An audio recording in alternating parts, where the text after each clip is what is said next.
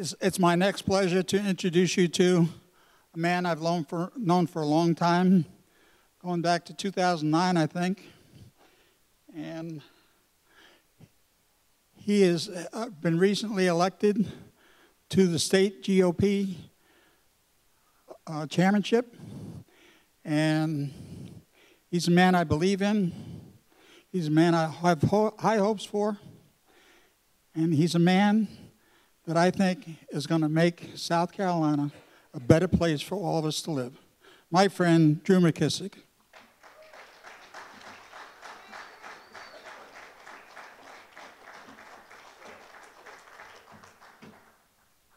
Good afternoon. Y'all aren't having that after lunch little lull now. You get a little bit sleepy now or anything? No? Everybody okay? I can pull this out, right? All right. How's that? We good? Well, first off, thank y'all for being here. Thank you for having me. Thank y'all for continuing to have this conference every year. I've been involved in politics now for 30 years, and one of the things that I have come to realize and lament and try to work to correct as much as possible is we've got way too many people in this country where we're blessed to have self-government that think you can outsource the self part of self-government, right? Doesn't work too well, does it? Whenever you outsource self-government, you're almost guaranteed, or you are guaranteed, not to like the result. And we've got way too many apathetic people in this country who think they can outsource self-government and then like the result. We've got people in this country who are really good at complaining. You know, we're experts at complaining, right? If we were half as good as fixing things that we are as complaining about it, we'd be living in nirvana right now, wouldn't we? But unfortunately, that's not the case. But I got involved in the party, or actually in the conservative movement, about 30 years ago. Worked in many issues and campaigns, and one of the things I found out real quickly was there are so many things that make me mad that I couldn't possibly be involved in all those issues without driving myself crazy. So I decided to get involved in the party and work to make sure that we had good conservative folks in the party, to help elect more good conservative leaders within the party, and hopefully potentially candidates to go to help take care of all those things that make me mad, right? So I'm trying to outsource some of my passion, if you will, to bringing other good conservative, passionate people into the party.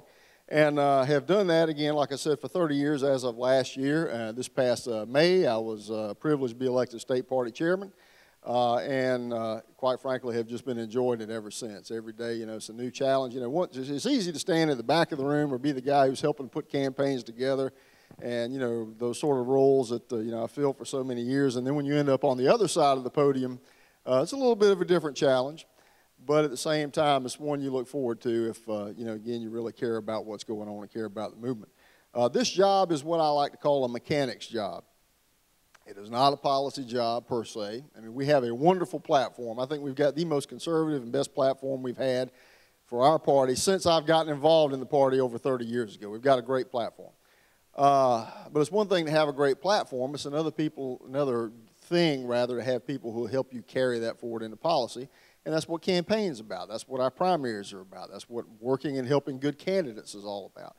Our job inside the party, and my job as state chairman, is essentially to be a mechanic, to help make our party, or the way I see it, to make our party a better, more effective, and efficient vehicle for the conservative movement.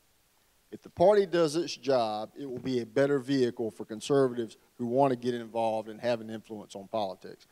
And, you know, there are ways that we do that. There are fundamentals that we have to focus on to make that happen. You know, you have to do the drudgery of raising money, but you also get to do the things of building resources and assets that we can make available to county party organizations, to candidates, and other things like that. The mechanic's job, part of the job, as I call it.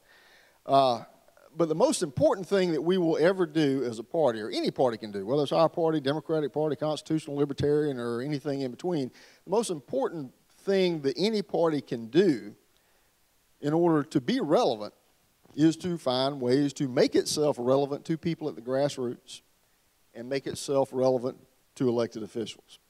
Because if those folks, if they don't see us or see our institution as being relevant to the things that they care about, they're not going to join us. They're not going to get involved. They got other things to do. Our job is to be relevant, so they can see us as being instrumental or having an impact on the things they care about. Because people care about issues, whether it's taxes, whether it's other fiscal issues, whether it's education, whether it's life issues. People care about issues. Issues move people. They make them get up and get involved and want to go have an impact and make a difference. If they don't see our party and the people in our party as being relevant to the issues that they care about, they'll find something else to do. And that's our challenge every day, is to try to be relevant to the things that people care about and then become relevant to the elected officials who either have won campaigns, they're wearing our party label now, and to make sure that they don't wear our party label like, you know, sort of the lapel stickers, you know, people take them off, put them back on or whatever, you know, that they're actually representing our platform, not just representing our party label, and there's a big difference. But our job is to find more of those people who are willing to do that. Now, one of the ways that we do that and make ourselves more relevant, in my opinion, is when it comes to our primaries, is party registration. We in this state, you know, there are 50 different states, and there are about 50 different ways that states will do party registration and will manage primaries. There are a lot of things that I could accept and be happy with, but the one thing I know for sure is the way we do it here in South Carolina is the worst way. Out of all the ways you can possibly do it. We don't register people by party. We don't give them the option to pick a party if they want to, and then we let any Tom, Dick, and Harry vote in every primary whether they represent your party or not.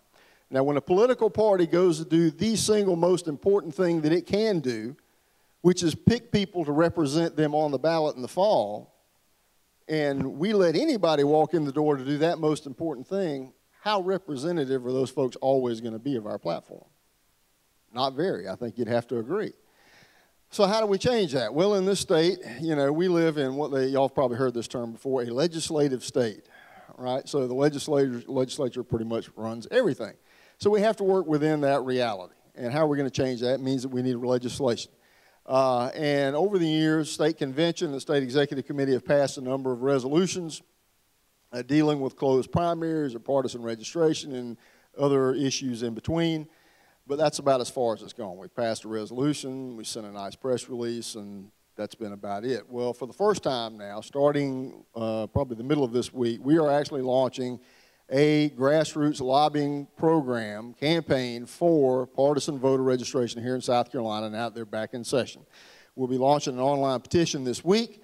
We have passed a resolution in our executive committee. I have been making personal visits to elected officials, personal phone calls. We're going to have an SCGOP lobby day at the legislature to promote this legislation. I would appreciate any of your help, any help that you would like to give to help be a part of that when the time comes. We'll be making this information available to Joe. If you can't get in touch with us, get in touch with Joe Dugan. I'm sure he'll be able to point you in the right direction. The point is, we want to give people in this state the option, at least the option. Whenever they go to register to vote, they ought to be able to have a checkbox on the form that says, I affiliate with the Republican Party or with the Democratic Party or whatever political party. Not that they're forced to. They ought to have the option to. Because if you've been involved in politics for any length of time, you know one thing. If you don't have people, you don't have an organization. You don't have people, you don't have a campaign. You don't have people, you don't have a party. No organization in politics is going to be better than the list that they have, for one thing. Because you've got to identify and bring other folks together to do the stuff that needs to be done. So right off the bat, the state is putting a burden in the way of any political party in the state in order to identify and affiliate itself with other people who believe in what we believe. And that needs to change. So we do have a bill that has been pre-filed in the state. In the House right now, and I'm sorry, I cannot remember the bill number right now. I didn't write it down with me, but we'll have it. Actually, it's on our website, and Joe will be able to link you up with that. It's been introduced in the House. It's in the House Judiciary Committee now. We're having more meetings coming. Actually, I'm going to speak to the House caucus tomorrow morning. We'll be promoting that and try to get it over into the Senate. If we can get partisan registration in the state, then that's one step. That brings us one step closer to having primaries that truly represent Republican voters in South Carolina. And again, if we're able to do that, it's a way to help make our party more relevant to conservatives at the grassroots. And that's really the key, because the more conservatives, again, who feel that we're relevant to what they care about, the more conservatives will get involved. The more conservatives that get involved, the more we'll grow. And if we grow, then we'll continue to beat Democrats up and down the ballot and all across the state. And I think that's one of the things we'd like to see happen. So thank you all very much.